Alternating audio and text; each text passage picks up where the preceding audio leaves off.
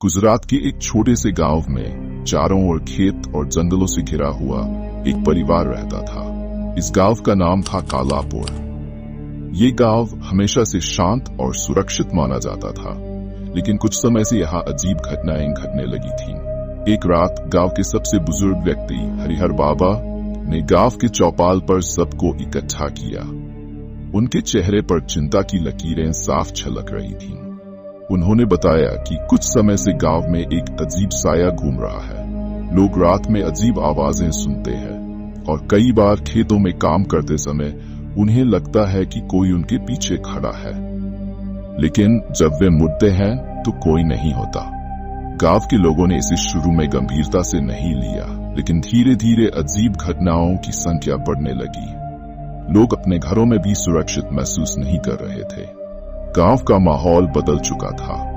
बच्चों की हंसी खुशी की जगह डर ने ले ली थी और लोगों के चेहरों पर भय की छाया साफ दिखती थी। एक रात रमेश और उसकी पत्नी सविता खेतों में पानी देने गए थे।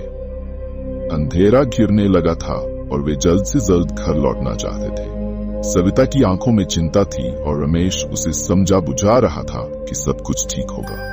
अचानक सविता को लगा कि कोई उनके पीछे चल रहा है। उसने रमेश से कहा, लेकिन जब उन्होंने पीछे मुड़कर देखा तो कोई नहीं था। तभी एक ठंडी हवा का झोंका आया और सविता ने देखा कि एक काला साया उनके पास से गुजरा। वह जोर से चीखी और रमेश ने तुरंत उसे खींचकर घर की ओर दौड़ लगा दी। जब वे घर पहुंचे तो सविता कांप रही थी। उसकी आंखों में डर और अविश्वास का मिश्रण था।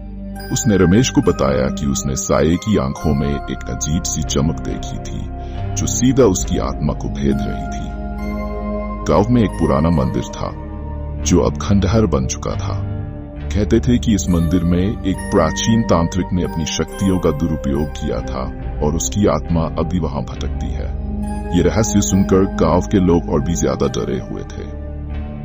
एक दिन गांव के युवा लड़कों का एक समूह इस रहस्य को सुलझाने के लिए मंदिर गया। जब वे वहां पहुंचे तो उन्होंने देखा कि मंदिर के अंदर एक अजीब सी रोशनी हो रही थी।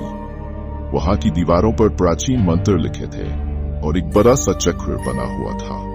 अचानक वे सब एक अजीब सी आवाज सुनने लगे। वो आवाज उनके अंदर डर पैदा कर रही थी और उनके दिल की धड़कनें तेज हो गई थी।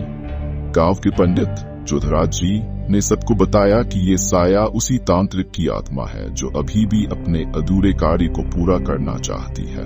उन्होंने गांव वालों से कहा कि उन्हें इस आत्मा को शांत करने के लिए एक विशेष पूजा करनी होगी। पूजा की तैयारी शुरू हुई। गांव के सभी लोग मिलकर मंदिर के पास इकट्ठा हुए। जोधराज जी ने मंत्रोच्चार शुरू किया और देखते ही देखते साया प्रकट हो गया। वह साया बहुत ही भयानक था। उसकी आंखें लाल जल रही थीं और उसके चारों ओर एक डरावना काला धुआं था। गांव वाले कांप उठे। कई लोगों की आंखों में आंसू थे, लेकिन वे जानते थे कि उन्हें डटे रहना होगा। जोधराज जी ने अपनी पूरी शक्ति के साथ मंत्रों का उच्चारण किया। साया जोर जोर से चीखने लगा और हवा में घुलने लगा। अंततः साया धुआं बनकर गायब हो गया। जोधराज जी की आंखों में राहत और संतोष का भाव था। पूजा के बाद गांव में शांति लौट आई। लोग अब फिर से सुरक्षित महसूस करने लगे।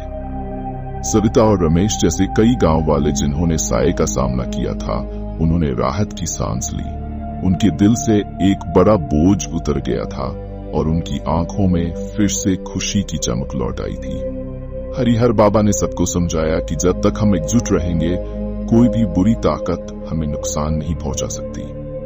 गांव वाले अब अपने रोजमर्रा के कामों में लग गए, लेकिन उन्होंने उस रात को कभी नहीं भूला जब उन्होंने साये का प्रकोप झेला था। गांव में फिर से बच्चों की हंसी गूंजने लगी थी। लोग अपने कामों में व्यस्त हो गए थे, लेकिन उस खौफनाक रात की यादें सभी के दिलों में बसी हुई थीं।